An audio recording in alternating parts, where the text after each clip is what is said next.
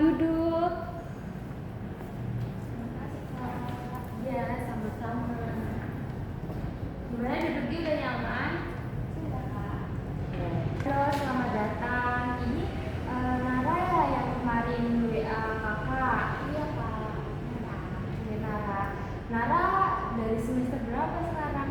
Sekarang udah semester 4 Kak. Dari semester 4. Gimana kabarnya Nara? Kabar Nara cukup baik tapi tidak baik. Oke. Tadi sebelum Nara mau konseling ke sini, Nara ada kelas nggak? Enggak Kak, kebetulan hari ini kosong. Oh, berarti Nara tuh emang meluangkan waktu ya untuk konseling ini. Iya Kak. Oke.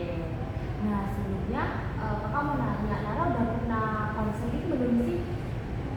Belum sih Kak, ini pertama kali. Oh, ini berarti perdana ya buat Nara. Oke. Nah, kakak mau nanya, Nara tahu nggak sih konseling itu apa? Sebelumnya Nara belum tahu sih Kak, tapi Nara dengar-dengar nih Kak, katanya konseling itu sesi curhat gitu buat bantu nyelesain masalah. Oke, itu nggak salah Nara, itu benar. Cuma lebih spesifiknya kakak jelasin ya. Oke, jadi konseling itu proses di mana dua orang saling ngobrol, yaitu Nara sebagai konselor dan kakak sebagai konselor untuk membantu Nara nyelesain masalah dan cari solusinya. Nah, di dalam konseling ini itu tuh ada asas-asas Nara. Nara tahu asas-asas konseling? Belum tahu Kak. Oke, jadi kakak jelasin ya. Asas konseling itu yang pertama itu ada asas kesukarelaan. Jadi asas kesukarelaan itu di mana Nara sekarang hadir di sini konseling bersama kakak itu atas kemauan Nara sendiri, bukan paksaan dari orang lain. Jadi Nara datang ke sini itu kan atas kemauan Nara sendiri kan? Iya Kak. Oke. Nah, yang kedua itu ada asas keterbukaan. Nah, asas keterbukaan ini itu Nara diharapkan untuk jujur sejujur-jujurnya bercerita semua masalah yang Nara mau selesaiin hari ini. Nah, supaya kakak bisa bantu jalan keluarnya dan nemani Nara nemuin solusinya. Paham Nara? Nah, yang terakhir ini yang paling penting yaitu asas kerahasiaan. Asas kerahasiaan itu di mana cerita Nara yang Nara ceritain ke kakak itu bersifat rahasia, nggak akan kakak ceritain ke orang lain atau kakak bocorin ke siapapun tanpa seizin Nara sendiri. Jadi Nara bisa lebih enjoy ceritanya ke kakak tanpa takut mikir ceritanya bakal diceritain ke orang lain. Oh gitu. Kakak tahu nih, berarti Nara bisa lebih lega ya Kak ya cerita ke kakak. Iya, Nara bisa lebih enjoy, leluasa tanpa takut mikirin bakal diceritain ke orang lain atau gimana gitu. Oke, nah sebelum itu Nara kan tadi bilang kabarnya agak sedikit baik tapi ya nggak baik juga. Nah, berarti kan posisinya Nara sekarang lagi nggak baik banget kan? Iya kan Nara? Nah, jadi kita mulai aja ya sesi konselingnya. Nah, di sesi konseling ini kita ada durasi sekitar 40 menit ya Nara. Oke, nah sekarang kakak tanya yang membuat Nara datang ke sini, masalah Nara kali ini tuh apa?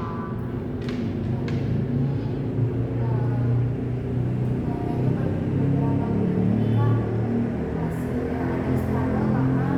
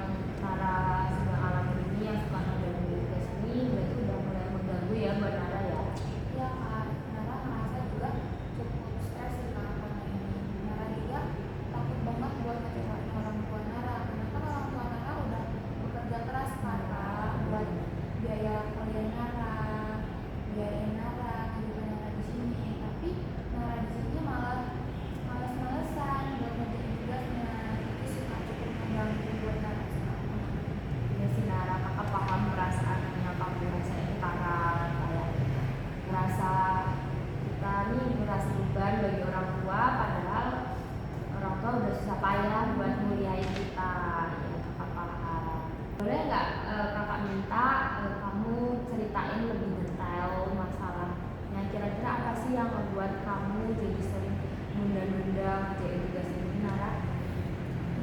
Ada beberapa faktor sih kak. Yang pertama itu karena aku kadang nggak ngerti nih kak sama tugasnya, karena kan semakin nambah semester juga semakin susah ya kak ya. Jadi aku bingung mau mulainya itu dari mana. Terus yang kedua nih kak, kalau aku udah buka laptop, bukannya malah aku buka tugas, malah aku buka sosial media. Terus yang ketiga nih kak, kan teman-teman itu biasanya ngajakin nongkrong ya kak ya. Nah, aku tuh kadang gak enak buat nolak mereka. Jadi aku ikut aja deh. Oke, berarti ada 3 permasalahannya ya, Nara. Nah, dari 3 permasalahan itu yang paling Nara suka nunda-nunda tugas itu apa-apa? Mungkin Nara bingung mulainya, atau karena Nara suka ke distract sama membuka media sosial, atau mungkin karena ajakan temen nongkrong itu. Dari ketiga itu kira-kira yang paling membuat Nara jadi males dan nunda-nunda tugas itu apa? Yang paling susah ya kak. Ya. Yang paling susah itu mulai dari mananya sih kak. Nara tuh kadang bingung karena Nara nggak ngerti sama materi itu. Jadi gimana Nara mau mulai kan? Ya, Nah, benar. sedangkan ketika Nara tanya ke kawan-kawan Nara juga, ternyata kawan Nara belum pada mulai, sama aja nih kayak Nara kan. Itu sih yang paling susah. Kalau soal nongkrong itu bisa aja Nara tolak. Oke, jadi itu permasalahannya yang paling utama tuh Nara bingung mulainya dari mana. Jadi kalau untuk soal Nara nongkrong itu Nara masih bisa nolak ya ajakan teman.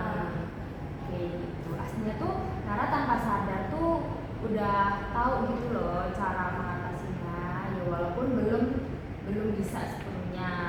Yang tanpa Nara sadar itu yang itu tadi, Nara bisa nolak ajakan temen Nara untuk nongkrong tuh. Tapi kak, Iya. kadang kan Nara kan udah nolak nih ajakan teman Nara nongkrong.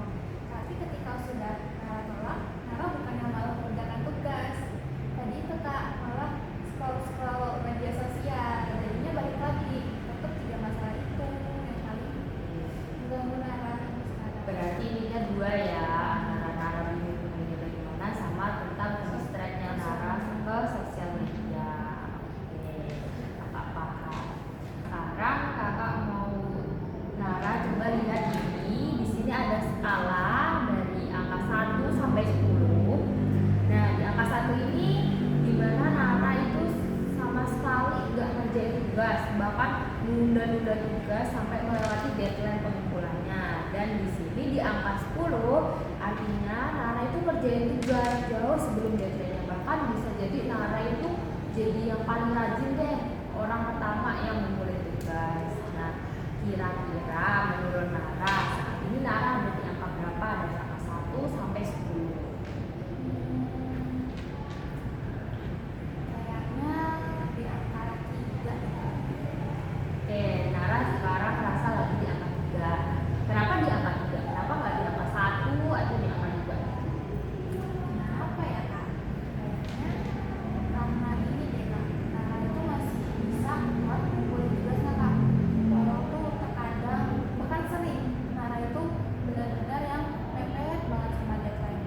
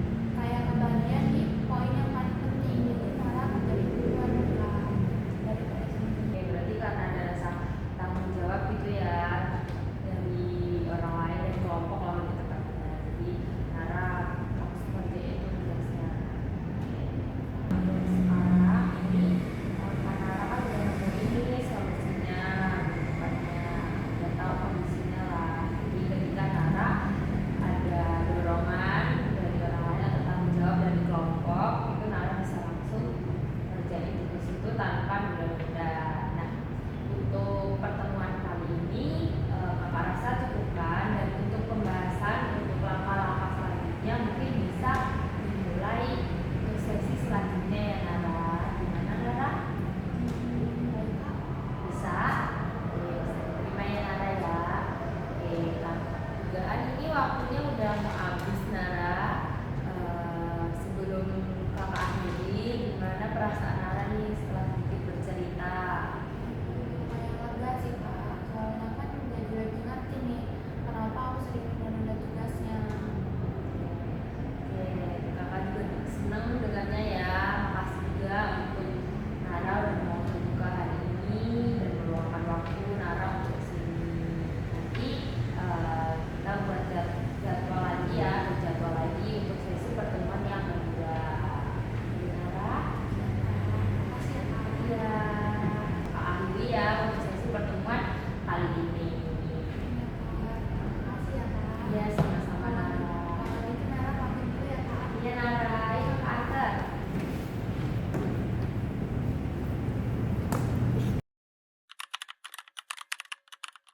Selamat datang Nara, selamat siang. Oke, bertemu lagi ya sama kakak di sesi konseling kedua ini. Gimana kabarnya Nara? Baik kak.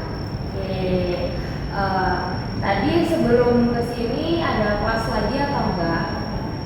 Tadi sih ada kak satu Di jam berapa tadi? jam 8 sih kak, masih jam 9. Oke, berarti cuma satu SKS ya. Oke, berarti. Nah, sekarang kakak mau tanya nih dari sesi konseling kita yang minggu pertama itu gimana nih kira-kira Nara? Lumayan sih kak, tapi ada beberapa tugas yang belum kelar. Nggak apa-apa Nara, itu wajar kok. Nggak harus terburu-buru, namanya juga proses kan, pelan-pelan. Nah, di sini itu kakak mau ngajak Nara membayangin, tahu kan membayangin, mengandai-andai. Nah, sekarang Nara pejamkan matanya, tarik nafas, buang nafas, relax aja relax. Nah, bayangin Nara setelah selesai sesi konseling ini, terus Nara pulang, habis itu Nara bersih-bersih, makan, mandi, habis itu tidur malam kayak biasanya. Nah, tanpa Nara sadari, tiba-tiba ada keajaiban di mana masalah menunda-nunda tugas Nara itu hilang gitu aja. Nah, terus pas Nara bangun, di sekalinya apa yang bakal Nara Mungkin waktu bangun pagi, Nara langsung kepikiran tugas sih kak yang harus diselesaikan. Bukan malah rebahan main HP, terus aku merasa kayak lebih tenang, bukan merasa deg-degan kayak biasanya karena tugas itu belum selesai. Jadi kamu bakal merasa lebih tenang ya, gak ada beban pikiran, langsung ingat buat kerjain tugas. Bener Nara? Oke. Nah, menurut Nara nih, gimana nih tanggapan orang di sekitar Nara, misal teman Nara atau orang tua Nara gitu, tiba-tiba melihat Nara nih jadi rajin, gak menunda tugas lagi.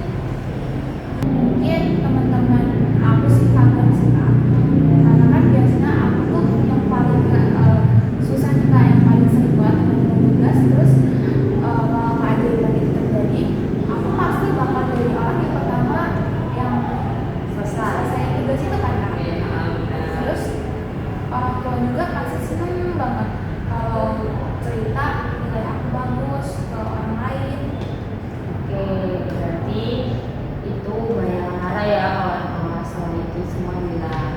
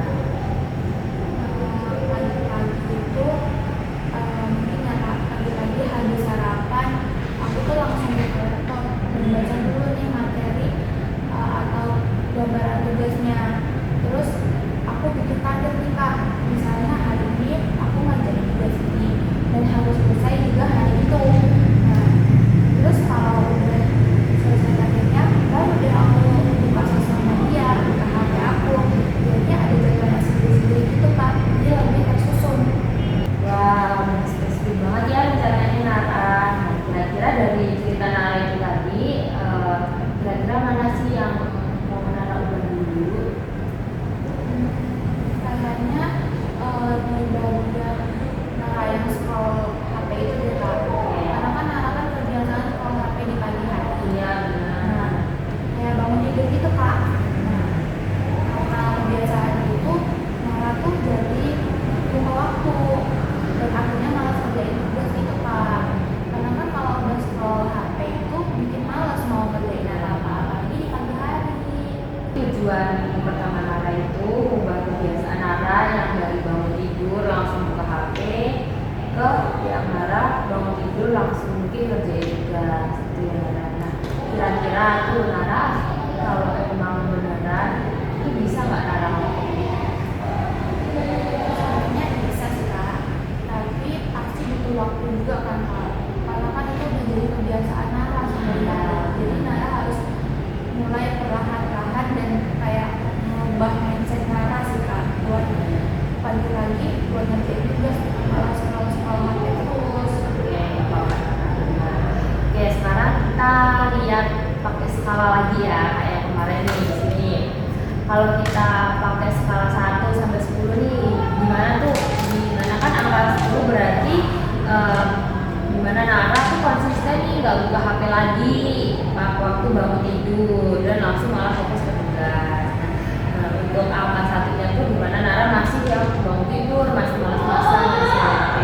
Kira-kira sekarang Nara ada di angka berapa dulu nih untuk minggu pertama kemarin? Yang kayak bisa terjadi tuh sama 5 atau enggak sama 6 dulu sih Kak. Jadi misalnya nih dalam seminggu aku bisa 3 sampai 4 hari nggak langsung buka HP. Oke Nara, bagus. Nah, untuk mencapai target itu tuh kira-kira Nara apa sih yang bakal Nara lakuin? Mungkin Nara bakal taruh HP di tempat yang jauh sih Kak dari kasur, biar Nara nggak langsung mainin HP. Jadi terus tuh Nara kayak pasang alarm juga nih Kak di jam dinding.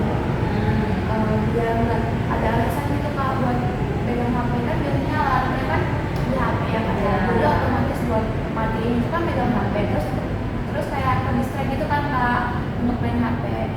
Jadi Nara mungkin mau buat alarm di dinding aja. Terus sama aku mau nyiapin catatan tugas dulu Kak di meja sebelum tidur. Jadi ketika udah bangun nanti bisa langsung ngerjain tugasnya apa Oke, sempurna benar banget. Jadi kamu itu aslinya udah merancang 3 strategi ya yang bagus. Yang pertama tuh kamu naruh HP-nya tuh jauh dari kasur, dari tempat tidur kamu. Terus yang kedua itu kamu memilih menggunakan alarm dari jam, entah jam beker atau jam yang bisa buat alarm itu, kecuali dari HP ya. Terus yang ketiga kamu tuh buat catatan ataupun list tugas-tugas kamu. Tuh, bagus banget Nara. Kamu tuh harus udah dapat ide caranya, solusinya. Yang pertama itu tadi kamu ngejauhin HP kamu dari tempat tidur kamu, mungkin taruh di atas meja belajar. Terus yang kedua itu kamu membuat alarm nggak di HP lagi, jadi kayak mungkin di jam beker ya. Terus sama kamu buat list jadwal itu tadi, jadwal juga. Untuk minggu ini tuh kakak tuh minta kamu untuk ngelakuin hal-hal 3 hal itu tadi. Bisa Nara? Oke, nah, jadi waktu itu nanti minggu depannya, minggu inilah lebih tepatnya, waktu itu tuh kamu waktu ngelakuin 3 cara itu tadi dicatat berhasil atau enggaknya. Walaupun itu nanti gak berhasil bukan berarti kamu gagal ya Nara. Jadi intinya kakak minta kamu catat kegiatan kamu minggu ini dari 3 cara itu tadi. Paham Nara? Oke. Nah, untuk sesi pertemuan pada siang hari ini, pertemuan kedua kita, sepertinya Pak cukupkan. Apa mungkin Nara masih ada yang mau ditanyain? Oke, jadi nanti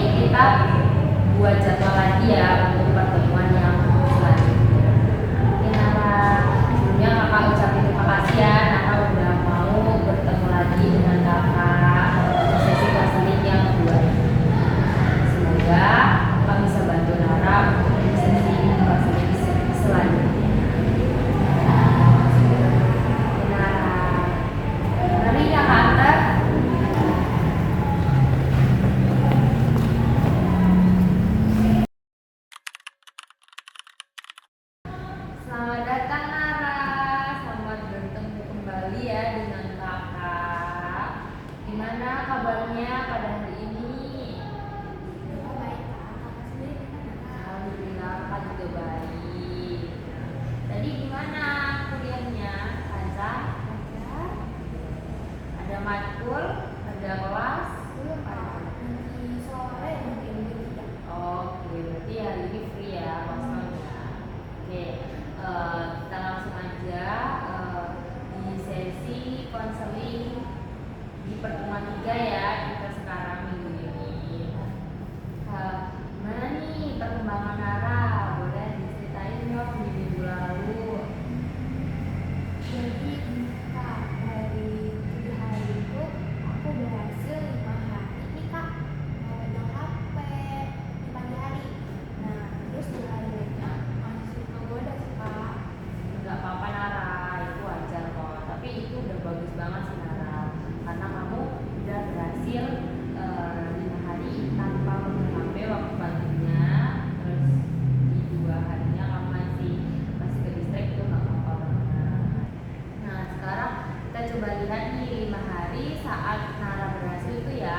Nah menurut Nara apa yang beda kayak dari hari-hari itu sampai kamu bisa langsung fokus gitu ke tugas kamu, dari yang awalnya males terus juga dengan proses kamu sekarang di minggu kemarin akhirnya kamu bisa nih